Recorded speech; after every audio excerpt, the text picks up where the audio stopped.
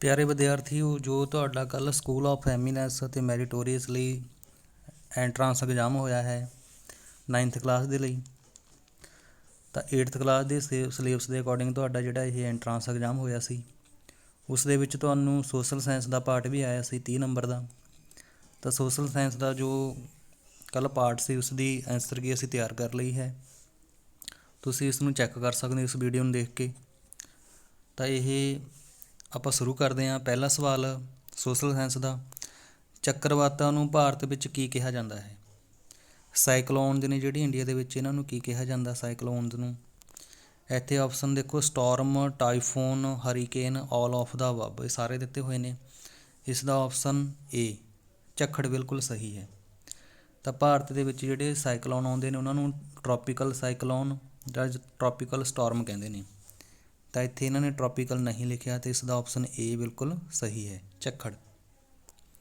ਇਸ ਤੋਂ ਅਗਲਾ ਸਵਾਲ, ਭਾਰਤ ਦੇ ਨਕਸ਼ੇ ਵਿੱਚ ਦਰਸਾਏ ਗਏ ਕਾਲੇ ਛਾਇਆਦਾਰ ਖੇਤਰ ਵਿੱਚ ਕਿਸ ਕਿਸਮ ਦੀ ਮਿੱਟੀ ਪਾਈ ਜਾਂਦੀ ਹੈ? ਆਹ ਦੇਖੋ, ਤੁਹਾਨੂੰ ਇੰਡੀਆ ਦਾ ਮੈਪ ਦਿੱਤਾ ਹੋਇਆ ਸੀ, ਡਾਰਕ ਸ਼ੇਡ ਦੇ ਵਿੱਚ ਆਹ ਜਿਹੜਾ ਏਰੀਆ ਕਵਰ ਕਰਿਆ ਹੋਇਆ। ਤਾਂ ਅਸੀਂ ਦੱਸਣਾ ਕਿ ਇਹ ਕਿਹੜਾ ਖੇਤਰ ਹੈ। ਤਾਂ ਮਿੱਟੀਆਂ ਦਿੱਤੀਆਂ ਹੋਈਆਂ ਨੇ, ਤਾਂ ਇੱਥੇ ਆਪਸ਼ਨ ਸੀ ਕਾਲੀ ਮਿੱਟੀ, ਬਲੈਕ ਸੋਇਲ ਇੱਥੇ ਬਿਲਕੁਲ ਸਹੀ ਹੈ, ਇਸ ਲਈ ਆਪਸ਼ਨ ਸੀ ਬਿਲਕੁਲ ਸਹੀ ਹੈ। ਇਸ ਤੋਂ ਅੱਗੇ 93 ਕਰਨਾਟਕ ਦਾ ਪਹਿਲਾ ਯੁੱਧ ਕਦੋਂ ਹੋਇਆ? ਤਾਂ ਕਰਨਾਟਕ ਦੇ ਵਿੱਚ ਜਿਹੜੇ ਹੈਗੇ ਨੇ 3 ਯੁੱਧ ਹੋਏ ਨੇ, ਅੰਗਰੇਜ਼ਾਂ ਅਤੇ ਫਰਾਂਸੀਸੀਆਂ ਦੇ।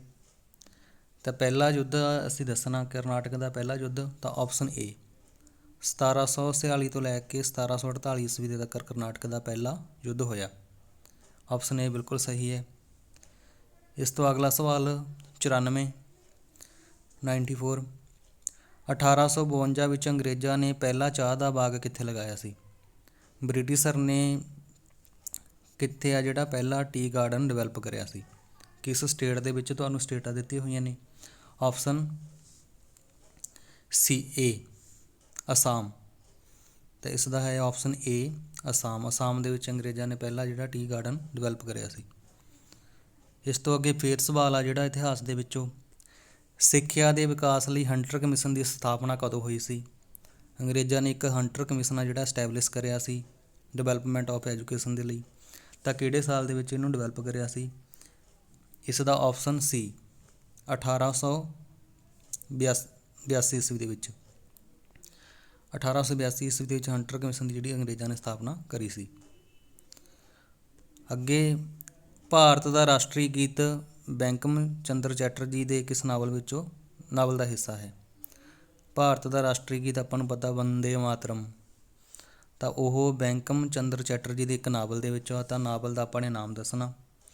ਆਪਸ਼ਨ ਸੀ ਆਨੰਦ ਭੱਠ ਬਿਲਕੁਲ ਸਹੀ ਹੈ।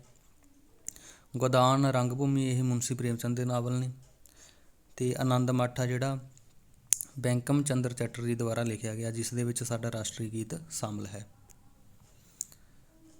ਅੱਗੇ ATM ਦਾ ਪੂਰਾ ਨਾਮ ਕੀ ਹੈ? ਅਸੀਂ ਸਾਰੇ ਜਾਣਦੇ ਹਾਂ ATM ਮਸ਼ੀਨ ਦੀ ਅਸੀਂ ਵਰਤੋਂ ਕਰਦੇ ਹਾਂ। ਅਤੇ ਇਸ ਦਾ option A automated teller machine, ਪਹਿਲਾ ਇਹ ਬਿਲਕੁਲ ਸਹੀ ਹੈ, ਜਿਸ ਦੇ ਵਿੱਚ ਅਸੀਂ ਪੈਸੇ ਕਢਵਾਉਣੇ ਆ। ਅੱਗੇ ਵੀ ਜਿਹੜਾ ਸਵਾਲ ਆ, ਭਾਰਤ ਵਿੱਚ ਸਿੱਖਿਆ ਦਾ ਅਧਿਕਾਰ ਐਕਟ ਕਦੋਂ ਤੋਂ ਲਾਗੂ ਹੈ?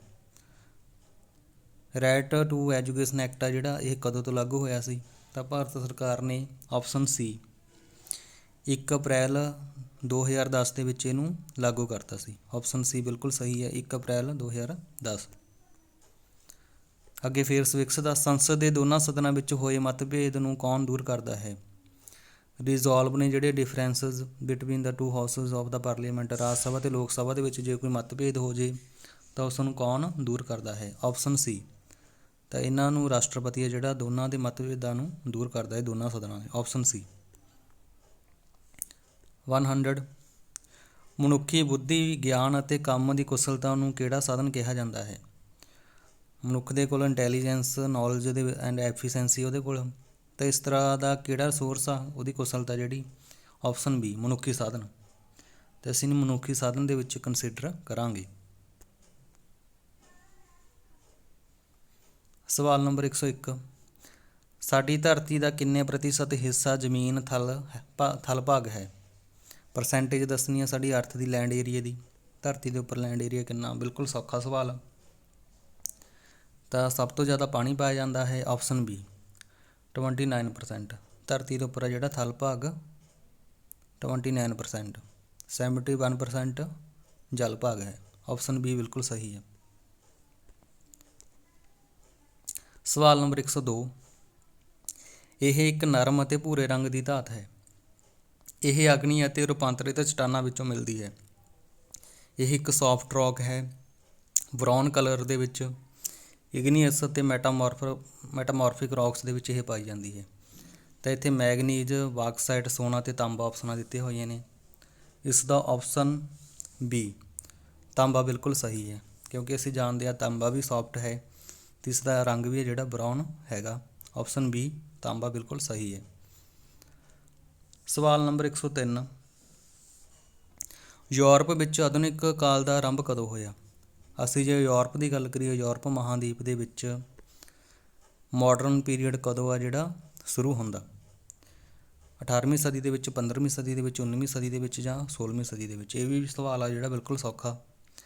ਇਸ ਦਾ ਆਪਸ਼ਨ ਬੀ ਬਿਲਕੁਲ ਸਹੀ ਹੈ। 15ਵੀਂ ਸਦੀ ਦੇ ਵਿੱਚ ਯੂਰਪ ਦੇ ਵਿੱਚ ਜਿਹੜਾ ਆਧੁਨਿਕ ਕਾਲ ਦਾ ਆਰੰਭ ਮੰਨਿਆ ਜਾਂਦਾ। 104, ਪਲਾਸੀ ਦੀ ਲੜਾਈ ਕਦੋਂ ਹੋਈ, ਬੈਟਲ ਆਫ ਦਾ ਪਲਾਸੀ। ਤਾਂ ਇਹ ਵੀ ਸਵਾਲ ਆ ਜਿਹੜਾ ਇਤਿਹਾਸ ਦੇ ਵਿੱਚੋਂ ਆ, ਬਿਲਕੁਲ ਸੌਖਾ। ਆਪਸ਼ਨ ਡੀ 23 ਜੂਨ 1757 ਦੇ ਵਿੱਚ ਪਲਾਸੀ ਦੀ ਲੜਾਈ ਹੋਈ ਸੀ। ਪਲਾਸੀ ਤੋਂ ਬਾਅਦ ਬਕਸਰ ਦੀ ਲੜਾਈ ਹੁੰਦੀ ਆ। ਤੁਹਾਨੂੰ ਪੁੱਛਿਆ ਗਿਆ ਪਲਾਸੀ ਦੀ ਲੜਾਈ ਕਦੋਂ ਹੋਈ। ਆਪਸ਼ਨ ਡੀ 23 ਜੂਨ 1757 ਈਸਵੀ ਨੂੰ ਪਲਾਸੀ ਦੀ ਲੜਾਈ ਹੋਈ। ਇਤਿਹਾਸ ਦੇ ਵਿੱਚੋਂ ਫੇਰ ਸਵਾਲ ਆ ਗਿਆ, ਬਿਰਸਾ ਮੁੰਡਾ ਨੇ ਕਿਸ ਇਲਾਕੇ ਵਿੱਚ ਵਿਦਰੋਹ ਸ਼ੁਰੂ ਕੀਤਾ। ਬਿਰਸਾ ਮੁੰਡਾ ਨੇ ਕਿੱਥੇ ਰਿਵੋਲਟ ਆ ਜਿਹੜਾ ਸਟਾਰਟ ਕਰਿਆ ਸੀ। ਉੜੀਸਾ ਦੇ ਵਿੱਚ, ਬਿਹਾਰ ਦੇ ਵਿੱਚ, ਛੋਟਾ ਨਾਗਪੁਰ ਦੇ ਵਿੱਚ ਜਾਂ ਪੰਜਾਬ ਦੇ ਵਿੱਚ। ਆਪਸ਼ਨ ਸੀ ਛੋਟਾ ਨਾਗਪੁਰ ਦੇ ਵਿੱਚ ਬਿਰਸਾ ਮੁੰਡਾ ਨੇ ਆਪਣਾ ਵਿਦਰੋਹ ਆ ਜਿਹੜਾ ਸਟਾਰਟ ਕਰਿਆ। ਇਸ ਤੋਂ ਅੱਗੇ, ਕਿਸ ਅੰਗਰੇਜ਼ ਅਫਸਰ ਨੇ ਨਾਨਾ ਸਾਹਿਬ ਦੀ ਪੈਨਸ਼ਨ ਬੰਦ ਕਰ ਦਿੱਤੀ ਸੀ। ਬ੍ਰਿਟਿਸ਼ਰ ਆਫਿਸਰ ਦਾ ਆਪਾਂ ਨੇ ਨਾਮ ਦੱਸਣਾ ਜਿਨ੍ਹਾਂ ਨੇ ਪੈਨਸ਼ਨ ਸਟਾਪ ਕਰਤੀ ਸੀ ਨਾਨਾ ਸਾਹਿਬ ਦੀ। ਤਾਂ ਇਹਨਾਂ ਦਾ ਆਪਸ਼ਨ ਦਿੱਤਾ ਹੋਇਆ Lord Clive, Lord Munro, Lord Minto ਜਾਂ ਲਾਰਡ ਡਲਹੌਜੀ। ਤਾਂ ਲਾਰਡ ਡਲਹੌਜੀ ਨੇ ਇਹਨਾਂ ਦੀ ਪੈਨਸ਼ਨ ਜਿਹੜੀ ਬੰਦ ਕਰਤੀ ਸੀ, ਜਦੋਂ ਲਾਰਡ ਡਲਹੌਜੀ ਭਾਰਤ ਦੇ ਗਵਰਨਰ ਜਨਰਲ ਬਣਦੇ ਨੇ। ਲਾਰਡ ਡਲਹੌਜੀ। ਆਪਸ਼ਨ ਡੀ ਬਿਲਕੁਲ ਸਹੀ ਹੈ। ਸਵਿਕਸ ਦੇ ਵਿੱਚੋਂ ਰਾਸ਼ਟਰਪਤੀ ਰਾਜ ਸਭਾ ਵਿੱਚ ਕਿੰਨੇ ਮੈਂਬਰ ਨਾਮਜ਼ਦ ਕਰਦਾ ਹੈ। How many members can the president nominate to the Rajya Sabha. Rajya Sabha ਦੇ ਵਿੱਚ ਕਿੰਨੇ ਮੈਂਬਰ ਨੇ ਰਾਸ਼ਟਰਪਤੀ ਦੁਆਰਾ ਨਾਮਜ਼ਦ ਕੀਤੇ ਜਾਂਦੇ ਨੇ। 8 ਮੈਂਬਰ, 12 ਮੈਂਬਰ, 15 ਮੈਂਬਰ ਜਾਂ 18 member. Option B 12 member. Rajya Sabha ਦੇ ਲਈ ਰਾਸ਼ਟਰਪਤੀ ਜਿਹੜੇ 12 ਮੈਂਬਰ ਨਾਮਜ਼ਦ ਕਰ ਸਕਦਾ ਹੈ। ਲੋਕ ਸਭਾ ਦੇ ਲਈ ਪਹਿਲਾਂ 2 ਮੈਂਬਰ ਨਾਮਜ਼ਦ ਕਰਦਾ ਸੀ, ਪਰੰਤੂ ਹੁਣ ਕੋਈ ਨਹੀਂ ਕਰ ਸਕਦਾ। ਇੱਕ ਐਕਟ ਪਾਸ ਹੋ ਗਿਆ ਜਿਸ ਦੇ ਅਧੀਨ ਆ ਜਿਹੜੇ ਉਹ ਮੈਂਬਰ ਵੀ ਖਾਰਜ ਕਰ ਦਿੱਤੇ ਗਏ ਨੇ। ਆਪਸ਼ਨ ਬੀ ਰਾਜ ਸਭਾ ਦੇ ਵਿੱਚ 12 ਮੈਂਬਰ ਰਾਸ਼ਟਰਪਤੀ ਨਾਮਜ਼ਦ ਕਰ ਸਕਦਾ ਹੈ। ਅਗਲਾ ਸਵਾਲ 'ਤੇ ਚੱਲਦੇ ਹਾਂ। ਜਨਹਿਤ ਮੁਕੱਦਮਾ ਕਦੋਂ ਦਰਜ ਹੋ ਸਕਦਾ ਹੈ। ਪਬਲਿਕ ਇੰਟਰਸਟ ਲਿਟੀਗੇਸ਼ਨ ਅਸੀਂ ਫਾਈਲ ਕਰ ਸਕਦੇ ਹਾਂ। ਕਿਸ ਕੰਡੀਸ਼ਨ ਦੇ ਵਿੱਚ, ਨਿੱਜੀ ਹਿੱਤਾਂ ਦੀ ਰੱਖਿਆ ਦੇ ਲਈ, ਸਰਕਾਰੀ ਹਿੱਤਾਂ ਦੀ ਰੱਖਿਆ ਦੇ ਲਈ, ਜਨਤਕ ਹਿੱਤਾਂ ਦੀ ਰੱਖਿਆ ਦੇ ਲਈ ਜਾਂ ਉਪਰੋਕਤ ਸਾਰਿਆਂ ਦੇ ਲਈ। ਇਸ ਦਾ ਆਪਸ਼ਨ ਸੀ ਜਦੋਂ ਜਨਤਕ ਹਿੱਤਾਂ ਦੀ ਰੱਖਿਆ ਕਰਨੀ ਹੋਵੇ, ਡਿਫੈਂਡ ਪਬਲਿਕ ਇੰਟਰਸਟ, ਤਾਂ ਅਸੀਂ ਪਬਲਿਕ ਇੰਟਰਸਟ ਲਿਟੀਗੇਸ਼ਨ ਆ ਜਿਹੜੀ ਫਾਈਲ ਕਰ ਸਕਦੇ ਹਾਂ। ਆਪਸ਼ਨ ਸੀ ਬਿਲਕੁਲ ਸਹੀ ਹੈ। ਸਵਾਲ ਨੰਬਰ 109, ਭਾਰਤ ਨੇ ਮੌਲਿਕ ਅਧਿਕਾਰ ਡੈਸ਼ ਦੇ ਸੰਵਿਧਾਨ ਤੋਂ ਪ੍ਰੇਰਿਤ ਹੋ ਕੇ ਸ਼ਾਮਲ ਕੀਤੇ ਹਨ। ਸਾਡੇ ਕੋਲ ਫੰਡਾਮੈਂਟਲ ਰਾਈਟਸ ਨੇ ਇੰਡੀਆ ਦੇ ਵਿੱਚ, ਇੰਡੀਆ ਦੇ ਕੌਂਸਟੀਟਿਊਸ਼ਨ ਦੇ ਵਿੱਚ। ਤਾਂ ਅਸੀਂ ਕਿੱਥੋਂ ਅਡਾਪਟ ਕਰੇ ਨੇ, ਰੂਸ ਤੋਂ, USA ਤੋਂ, ਫਰਾਂਸ ਤੋਂ ਜਾਂ ਇੰਗਲੈਂਡ ਤੋਂ। ਆਪਸ਼ਨ ਬੀ USA ਤੋਂ ਅਸੀਂ ਮੌਲਿਕ ਅਧਿਕਾਰ ਲਏ ਨੇ। ਮੌਲਿਕ ਕਰਤੱਵ ਡਿਊਟੀਜ਼ ਅਸੀਂ ਰਸੀਆ ਤੋਂ ਲਈਆਂ ਨੇ ਅਤੇ ਮੌਲਿਕ ਅਧਿਕਾਰ USA ਦੇ ਸੰਵਿਧਾਨ ਤੋਂ ਲਏ ਨੇ। ਆਪਸ਼ਨ ਬੀ ਬਿਲਕੁਲ ਸਹੀ ਹੈ, ਯੂਨਾਈਟਿਡ ਸਟੇਟਸ ਆਫ ਅਮੈਰੀਕਾ ਦੇ ਸੰਵਿਧਾਨ ਤੋਂ। ਸਵਾਲ ਨੰਬਰ 110, ਲੋਹਾ, ਤਾਂਬਾ, ਸੋਨਾ, ਚਾਂਦੀ ਕਿਹੜੇ ਖਣਿਜ ਪਦਾਰਥ ਹਨ। ਮਿਨਰਲ ਨੇ ਜੀ ਆਇਰਨ, ਕਾਪਰ, ਗੋਲਡ ਅਤੇ ਸਿਲਵਰ। ਪਰ ਇਹ ਪਰਮਾਣੂ ਖਣਿਜ ਹਨ, ਧਾਤੂ ਖਣਿਜ ਹਨ, ਅਧਾਤੂ ਖਣਿਜ ਹਨ ਜਾਂ ਉਪਰੋਕਤ ਸਾਰੇ। ਤਾਂ ਇਸ ਦਾ ਆਪਸ਼ਨ ਬੀ ਇਹ ਧਾਤੂ ਖਣਿਜ ਹਨ। ਇਹਨਾਂ ਦੇ ਵਿੱਚ ਲੋਹ ਤੱਤ ਨੇ। ਆ ਦੇਖੋ ਜਿੱਥੇ ਲੋਹਾ ਆਇਆ ਗਿਆ ਸਾਡੇ ਕੋਲ, ਤਾਂ ਆਪਸ਼ਨ ਬੀ ਧਾਤੂ ਖਣਿਜ, ਮੈਟੈਲਿਕ ਮਿਨਰਲ ਇਹਨਾਂ ਨੂੰ ਅਸੀਂ ਕੰਸੀਡਰ ਕਰਾਂਗੇ। ਇਸ ਤੋਂ ਅੱਗੇ ਹੈ ਕੋਲੇ ਦੀ ਸਭ ਤੋਂ ਵਧੀਆ ਕਿਸਮ ਕਿਹੜੀ ਹੈ। ਵੈਸਟ ਟਾਈਪ ਆਫ ਕੋਲ ਦੱਸਣਾ। ਕੋਲੇ ਦੀਆਂ 4 ਕਿਸਮਾਂ ਨੇ, ਐਂਥਰੇਸਾਈਟ, ਬਿਟੂਮੀਨਸ, ਲਿਗਨਾਈਟ ਤੇ ਪੀਟ। ਸਭ ਤੋਂ ਵਧੀਆ ਜੀ ਪਹਿਲੀ ਕਿਸਮ ਆਪਸ਼ਨ ਏ ਐਂਥਰੇਸਾਈਟ। ਸਭ ਤੋਂ ਵਧੀਆ ਕਿਸਮ ਐਂਥਰੇਸਾਈਟ, ਇਸ ਲਈ ਇਹ ਆਪਸ਼ਨ ਏ ਬਿਲਕੁਲ ਸਹੀ ਹੈ। ਸਵਾਲ ਨੰਬਰ 112, ਭਾਰਤ ਦੇ ਖੇਤਰਫਲ ਦਾ ਕਿੰਨੇ ਪ੍ਰਤੀਸ਼ਤ ਹਿੱਸਾ ਜੰਗਲਾਂ ਦੇ ਅਧੀਨ ਹੈ। ਅਸੀਂ ਦੱਸਣਾ ਜੀ ਭਾਰਤ ਦਾ ਕਿੰਨੇ % ਹਿੱਸਾ, ਤਾਂ 33% ਜੰਗਲ ਹਰੇਕ ਦੇਸ਼ ਦੇ ਵਿੱਚ ਹੋਣੇ ਚਾਹੀਦੇ ਨੇ। ਭਾਰਤ ਦੇ ਵਿੱਚ ਕਾਫੀ ਘੱਟ ਨੇ, 18%, 22.2%, 33% ਜਾਂ 35%। ਆਪਸ਼ਨ ਬੀ 22.2% ਇਹ ਜੰਗਲ ਭਾਰਤ ਦੇ ਵਿੱਚ ਨੇ, ਇਸ ਲਈ ਆਪਸ਼ਨ ਬੀ ਬਿਲਕੁਲ ਸਹੀ ਹੈ, ਲਗਭਗ 23%। ਸਵਾਲ ਨੰਬਰ 113, 1793 ਈਸਵੀ ਵਿੱਚ ਲਾਰਡ ਕਾਰਨਵਾਲਿਸ ਨੇ ਬੰਗਾਲ ਦੇ ਵਿੱਚ ਕਿਹੜਾ ਭੂਮੀ ਲਗਾਨ ਪ੍ਰਬੰਧ ਸ਼ੁਰੂ ਕੀਤਾ। ਬੰਗਾਲ ਦੇ ਵਿੱਚ ਲਾਰਡ ਕਾਰਨਵਾਲਿਸ ਦੇ ਦੁਆਰਾ ਕਿਹੜਾ ਰੈਵਨਿਊ ਸਿਸਟਮ ਆ ਜਿਹੜਾ ਅਪਣਾਇਆ ਗਿਆ ਸੀ, ਤਾਂ ਇਸ ਦੇ ਵਿੱਚ ਹੈਗਾ ਇਜਾਰੇਦਾਰੀ, ਸਥਾਈ ਬੰਦੋਬਸਤ, ਰਾਇਤਵਾੜੀ ਜਾਂ ਮਹਿਲਵਾੜੀ। ਇਸ ਦਾ ਆਪਸ਼ਨ ਬੀ ਸਥਾਈ ਬੰਦੋਬਸਤ, ਜਿਸ ਨੂੰ ਅਸੀਂ ਪਰਮਾਨੈਂਟ ਸੈਟਲਮੈਂਟ ਕਹਿੰਦੇ ਹਾਂ, ਬਿਲਕੁਲ ਸਹੀ ਹੈ, ਆਪਸ਼ਨ ਨੰਬਰ ਬੀ। ਤਾਂ ਪਿਆਰੇ ਵਿਦਿਆਰਥੀ ਤੁਸੀਂ ਇਹਨੂੰ ਚੈੱਕ ਕਰ ਸਕਦੇ ਹੋ ਤੁਸੀਂ ਕਿਹੜਾ ਆਨਸਰ ਹੈ ਜਿਹੜਾ ਲਗਾਇਆ। ਸਵਾਲ ਨੰਬਰ 114, 1857 ਦੇ ਵਿਦਰੋਹ ਦਾ ਤਤਕਾਲੀ ਕਾਰਨ ਕੀ ਸੀ। ਇਮੀਡੀਏਟ ਕਾਜ਼ ਜਿਹੜਾ ਕਿਹੜਾ ਸੀ ਉਹ ਅਪਰਾਈਜ਼ਿੰਗ 1857 ਦਾ।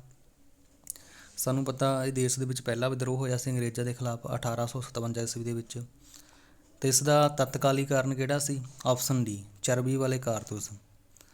ਤਾਂ ਚਰਬੀ ਵਾਲੇ ਕਾਰਤੂਸ ਦੀ ਜਿਹੜੀ ਇਹਨਾਂ ਦੇ ਉੱਪਰ ਚਰਬੀ ਲੱਗੀ ਹੁੰਦੀ ਸੀ ਅਤੇ ਰਿਲੀਜੀਅਸ ਇਹ ਮੈਟਰ ਬਣ ਗਿਆ ਸੀ, ਇਸ ਲਈ ਇਹ ਜਿਹੜਾ ਹੈਗਾ ਬੈਰਕਪੁਰ ਸੋਨੀ ਤੋਂ ਸ਼ੁਰੂ ਹੁੰਦਾ, ਇਸ ਕਾਰਨ ਚਰਬੀ ਵਾਲੇ ਕਾਰਤੂਸਾਂ ਕਾਰਨ। ਆਪਸ਼ਨ ਡੀ ਬਿਲਕੁਲ ਸਹੀ ਹੈ।